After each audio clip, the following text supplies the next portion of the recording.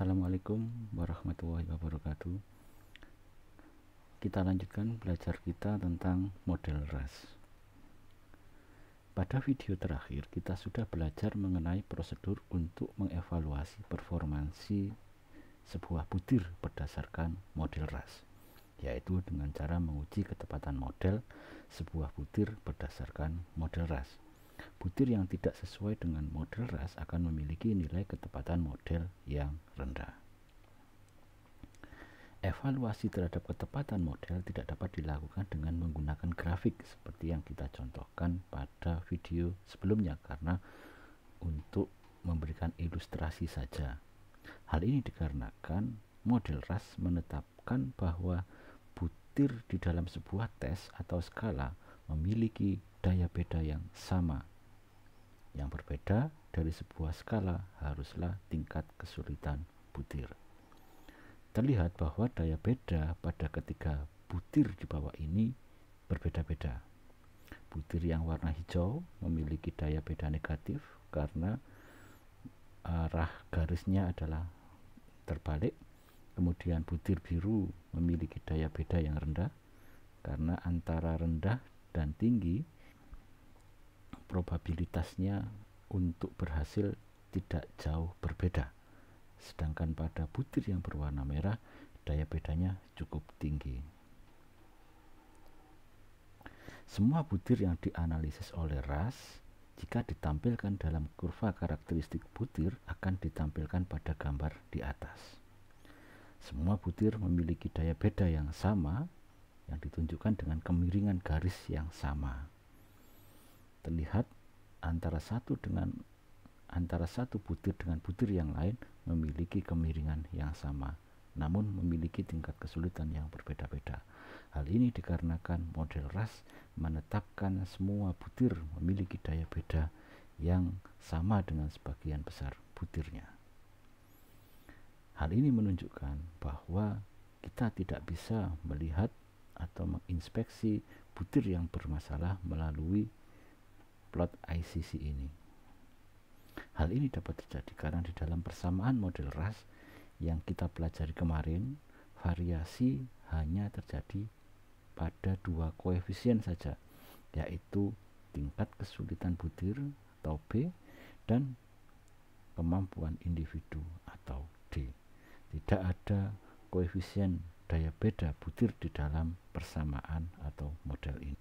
Kondisi ini sama ketika kita memprediksi sebuah garis seperti ini dengan menggunakan model linear.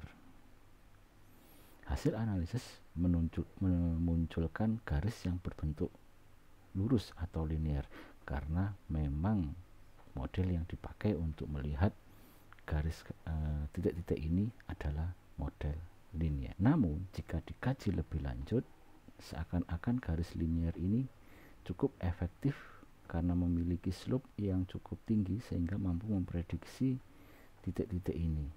Namun memiliki kelemahan karena sumbangan efektifnya adalah sangat kecil dibandingkan ketika kita menggunakan model kuadratik. Model linear hanya menjelaskan sekitar 38% varian saja di dalam titik-titik ini.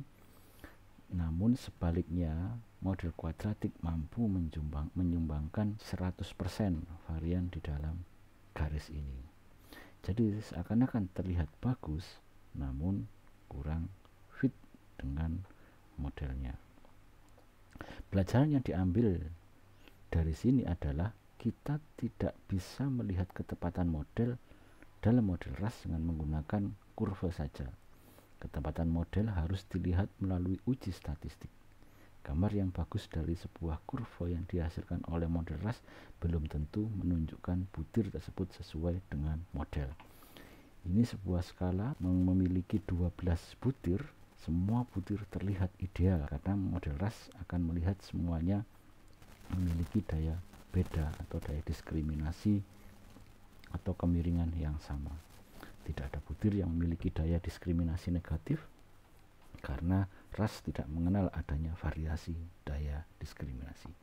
Bagi model RAS, daya diskriminasi bukan properti yang penting dalam sebuah pengukuran.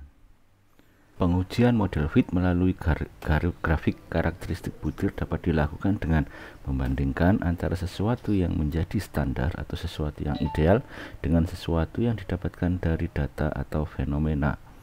Dalam hal ini adalah empirik. Grafik di samping ini menunjukkan perbandingan tersebut. Grafik atau garis yang berwarna merah menunjukkan sesuatu yang ideal, sedangkan garis yang berwarna biru adalah sesuatu yang didapatkan dari data empirik. Semakin besar diskrepansinya, semakin menunjukkan model yang tidak fit. Sebuah butir dapat dikatakan kurang fit ketika jauh dari sesuatu yang ideal. Contohnya adalah gambar ini. Sesuatu yang jauh dari ideal maka dapat dikatakan tidak fit dengan model, sedangkan sesuatu yang mendekati sesuatu yang ideal dapat dikatakan dengan fit. Dalam analisis berbasis ras dikenal juga dengan nama residu, yaitu sesuatu yang acak yang tak bisa dijelaskan oleh model ras. Semakin jauh sebuah butir dari kondisi ideal tersebut, semakin banyak atau semakin besar residunya. Berdasarkan model ras, butir yang memiliki performansi ideal atau butir yang lolos dalam seleksi butir adalah butir yang fit dengan model ras. Apa koefisien yang dipakai?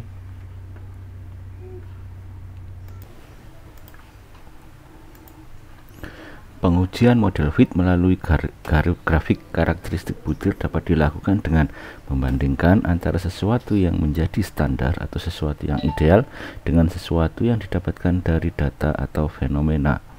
Dalam hal ini adalah empirik. Grafik di samping ini menunjukkan perbandingan tersebut. Grafik atau garis yang berwarna merah menunjukkan sesuatu yang ideal, sedangkan garis yang berwarna biru adalah sesuatu yang didapatkan dari data empirik.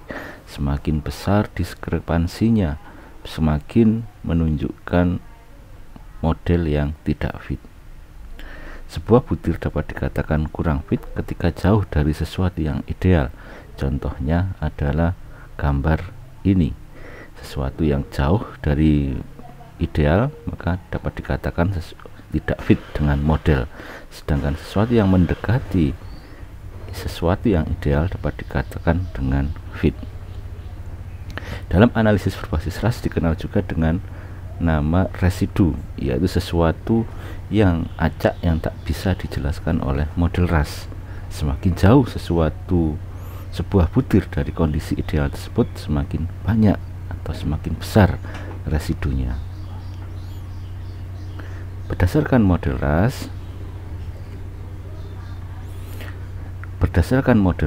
butir yang memiliki performansi ideal atau butir yang lolos dalam seleksi butir adalah butir yang fit dengan model ras.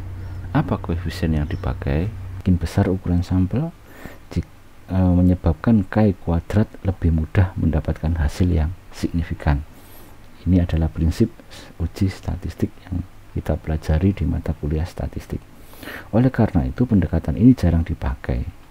Uji K kuadrat hanya dipakai sebagai pemeriksaan biasa yang tidak menentukan pengukuran dalam analisis butir.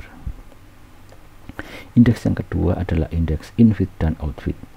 Indeks infit dan outfit merupakan koefisien yang populer dan banyak dipakai oleh penelitian-penelitian yang menggunakan model ras. Koefisien ini didapatkan dari residu yang sudah kita pelajari tadi, yaitu gap antara sesuatu yang ideal dengan data yang dirata-ratakan menunjukkan bahwa semakin kecil artinya residu di dalam sebuah butir semakin kecil. Harga residu bergerak dari dua harga yang tidak terhingga, namun seringkali bergerak antara 0 hingga 2 dengan titik kritis adalah 1 yang merupakan informasi bahwa butir tersebut fit. Semakin rendah semakin fit atau overfit yang menunjukkan adanya banyaknya redundansi dari butir-butir di dalam skala kita, sehingga tidak didapatkan variasi yang cukup besar. Sebaliknya, terlalu tinggi harga infit atau overfit menunjukkan underfit. Harga yang direkomendasikan dalam mengidentifikasi butir yang sesuai dengan model ras bermacam-macam. Ada yang mengatakan infit atau outfit harus antara 0,5 sampai 1,5, ada yang mengatakan 0,7 sampai 1,3 dan sebagainya. Intinya, semakin pengukuran yang dilakukan itu memiliki kepentingan yang sangat tinggi, misalnya high stake testing, maka semakin sempit interval yang diperbolehkan dalam pengembangan alat ukur berbasis RAS. Yang paling umum adalah 0,5 sampai 1,5. Infit dan outfit memiliki perbedaan. Pengembangan pertama dari RAS adalah nilai outfit. Harga koefisien outfit ini sangat dipengaruhi oleh outliers, misalnya orang yang pintar tidak bisa menjawab soal yang mudah, atau orang yang kurang pintar misalnya bisa menjawab soal yang sangat sulit. Akhirnya kemudian para peneliti RAS model mengembangkan indeks baru yang dinamakan dengan infit. Nilai infit cenderung tidak terpengaruh oleh outliers, namun terpengaruh oleh adanya gap antara kemampuan orang dengan butir yang memiliki tingkat kesulitan setara dengan kemampuan orang tersebut. Nah, gap inilah yang merupakan informasi yang hendak digali oleh indeks infit ini.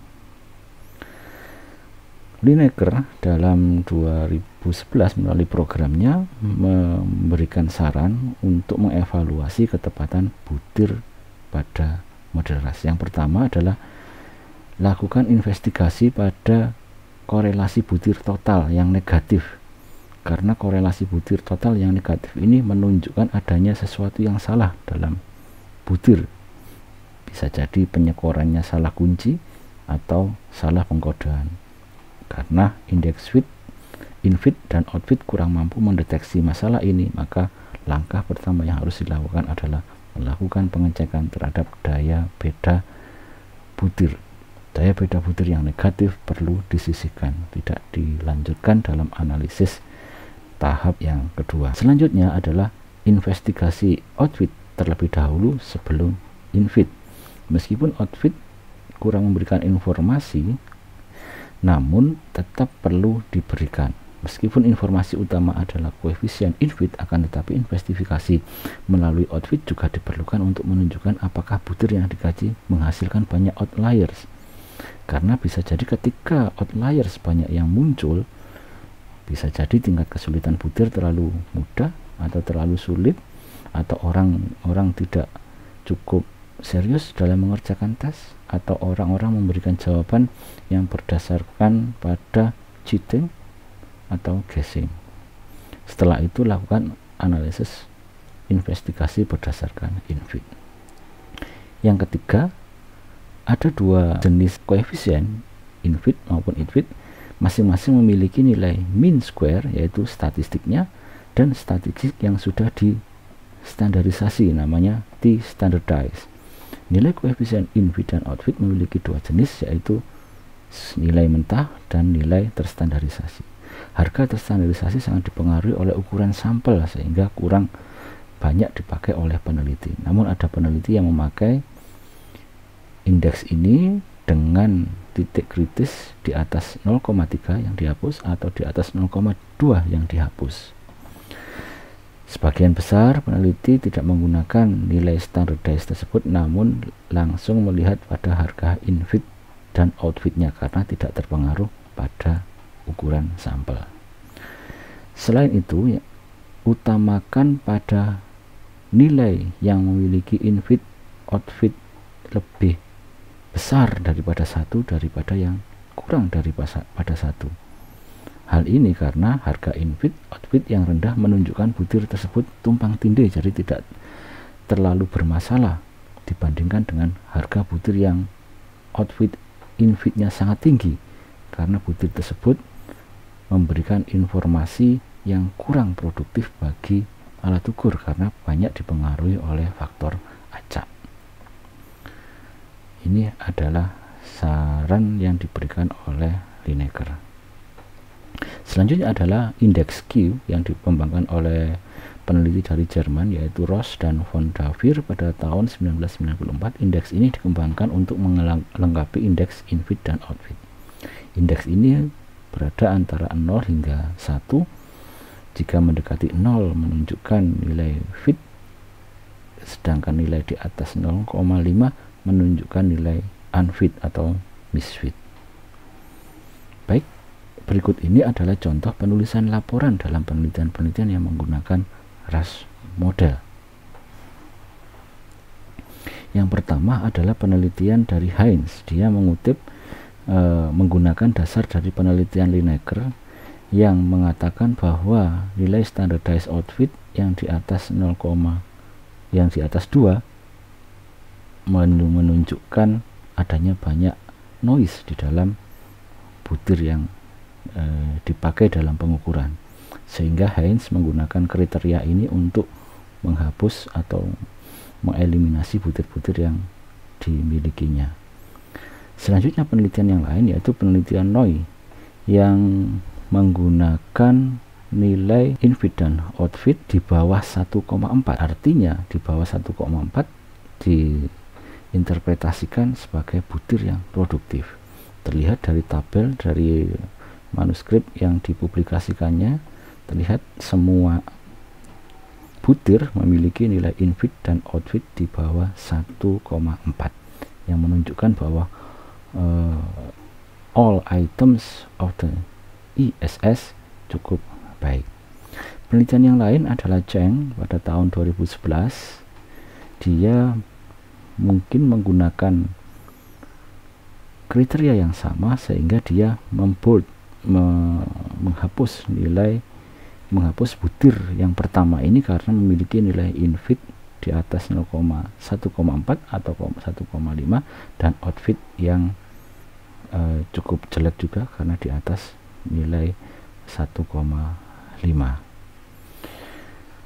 Contoh analisis.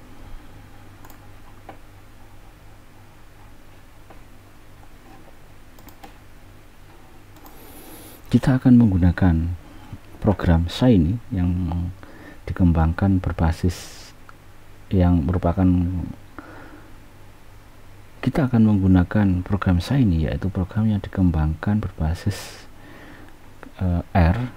Caranya adalah sebagai berikut.